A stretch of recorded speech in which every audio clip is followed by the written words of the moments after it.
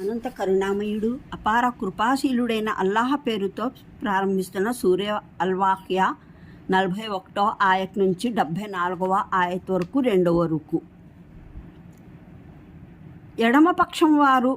ఎడమపక్షం వారి దౌర్భాగ్యాన్ని ఏమని చెప్పేది? వారు వడగాల్పుల కీలలు మరిగే నీరు, నల్లటి పొగల ఛాయలో ఉంటారు. అది చల్లగానూ ఉండదు, నెమ్మదినివ్వదు. వీరు ఈ పరిణామానికి చేరక మునుపు సంపన్నులైన వారు మహాపాపానికి మొండిగా పట్టుపట్టేవారు. వారు మేము మరణించి మట్టి అయిపోయినప్పుడు, ఎముకల గూడుగా మిగిలిపోయినప్పుడు మళ్ళీ లేపి నిలబెట్టబడతామా? మా తాత ముత్తాతలు మునుపెన్నడో గతించిన వారంతా లేపబడతారా అని అడుగుతారు. ప్రవక్త, వీరికి చెప్పు, నిశ్చయంగానే మునుపటివారు వెనుకటివారు అందరూ ఒక రోజున తప్పక సమావేశపరచబడనున్నారు. ఆ సమయం నిర్ణయమైపోయింది. అయితే మార్గవిహీనులారా, తిరస్కారులారా, మీరంతా జక్కూం చెట్టు ఆహారం తినబోతున్నారు. దానితోనే మీరు కడుపు నింపుకోనున్నారు. పైగా మరిగే నీరు దప్పికతో పిడిచగట్టిన వంటలా త్రాగుతారు. ఇవి ఎడమపక్షం వారి ఆతిథ్యపు ఏర్పాట్లు ప్రతిఫల దినాన. మేమే మిమ్మల్ని సృజించాము, మరెందుకు ధృవీకరించరు? మీరెప్పుడైనా గమనించారా? మీరు వేసే ఈ వీర్య బిందువును, దీని ద్వారా శిశువును మీరు సృజిస్తున్నారా, లేదా దాన్ని సృష్టించేవారము మేమా? మేము మీ మధ్యన మృత్యువును విభజించి పెట్టాము. మీ రూపాలను మార్చివేయాలన్నా, మీరెరుగునటువంటి ఏ రూపంలో అయినా మిమ్మల్ని పుట్టించాలన్నా మేము దానికి అసక్తులము కాము. మీ తొలి పుట్టుక అయితే మీకు తెలిసినదే. మరి అలాంటప్పుడు గుణపాఠం గ్రహించనందుకు? మీరెప్పుడైనా ఆలోచించారా? మీరు నాటే ఈ విత్తనాల ద్వారా పొలాలను పండించేది మీరా, లేదా వాటిని పండించే వారము మేమా? మేము కోరుకున్నట్లయితే ఈ పంటల్ని పొట్టుగా చేసి పెట్టగలము. మీరేమో వింత వింతగా మాట్లాడుతూ ఉండిపోతారు. మా పైన జరిమానా పడిందే, అసలు మా భాగ్యమే మండిపోయింది అని. మీరెప్పుడైనా కళ్ళు తెరిచి చూశారా? మీరు త్రాగే ఈ నీటిని, దీన్ని మేఘాల నుండి కురిపించింది మీరా, లేదా దీన్ని కురిపించేవారము మేమా? మేము కోరుకుంటే దాన్ని కడు ఉప్పు నీరుగా చేసి వేసేవారము. మరి మీరెందుకు కృతజ్ఞులై మెలగరు? మీరెప్పుడైనా యోచించారా? మీరు మండించే ఈ మంటను గురించి, దీని చెట్టును మీరు పుట్టించారా, లేదా దీన్ని పుట్టించిన వారము మేమా? మేము దాన్ని జ్ఞాపికకు మార్గంగాను అవసరార్థులకు జీవిక సామాగ్రిగాను చేశాము. కాగా ప్రవక్త, నీ మహోన్నత ప్రభు శుభనామాన్ని కీర్తించు.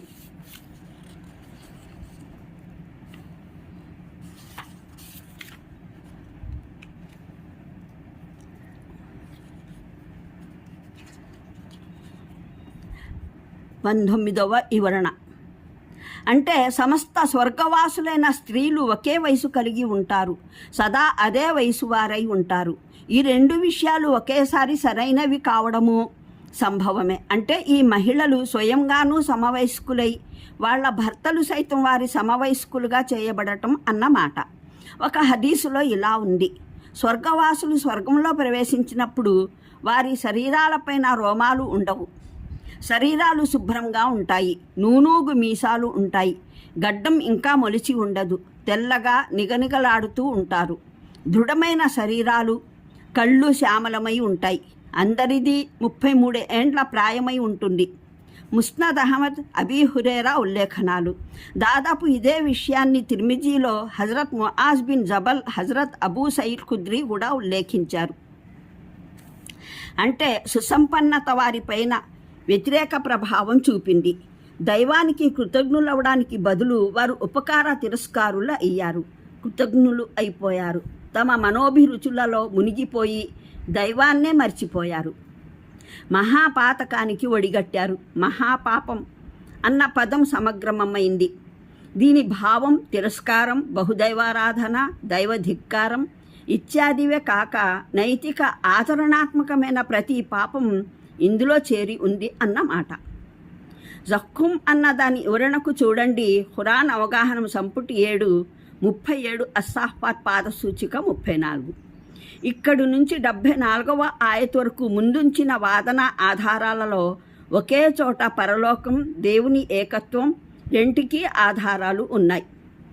ప్రవక్త మహనీయులు అందజేసే బోధనల ఈ రెండు మౌలిక అంశాలను మక్కా ప్రజలు ఆక్షేపించేవారు గనుక ఇక్కడ ఆధారాలు అందజేయడంలో పరలోకానికి నిరూపణ ప్రాప్తమవడంతో పాటు వాటి ద్వారానే దేవుని ఏకత్వపు సత్యత వెల్లడి అయ్యేలా శ్రద్ధ చూపడం జరిగింది.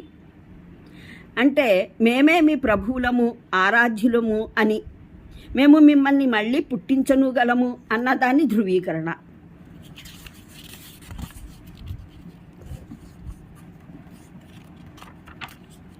ఈ క్లుప్తమైన వాక్యంలో ఒక మహత్తరమైన ప్రశ్న మానవుని సమక్షంలో పెట్టడం జరిగింది. ప్రపంచంలోని ఇతర వస్తువులన్నింటినీ వదిలిపెట్టి మనిషి కేవలం ఈ ఒక్క విషయాన్నే గమనించినా సరిపోతుంది.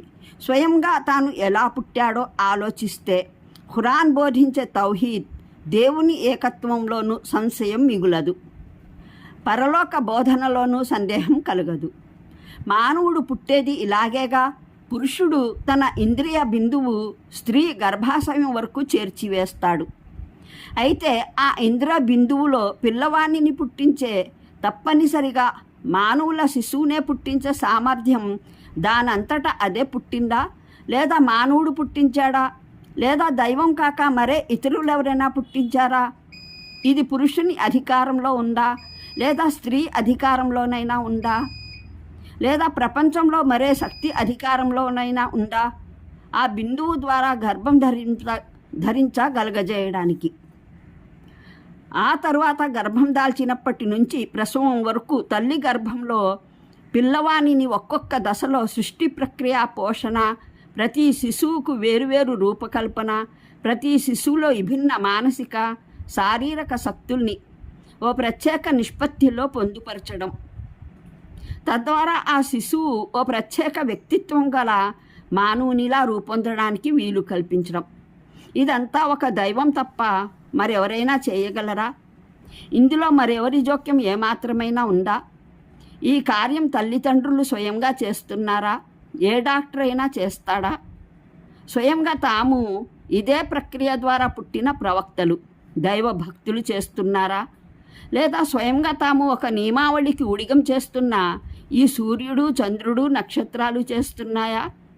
లేదా స్వయంగా ఏ జ్ఞానము, వివేచన, విఘ్నత, సంకల్పసిద్ధి, అధికారం కలిగి లేని ప్రకృతి చేస్తున్నదా? ఆ శిశువు ఆడపిల్ల కావాలా లేదా మగపిల్లవాడా? ఆ శిశువు అందమైనది కావాలా లేదా కురూపియా? శక్తివంతమైనది కావాలా లేదా బలహీనమైనదా?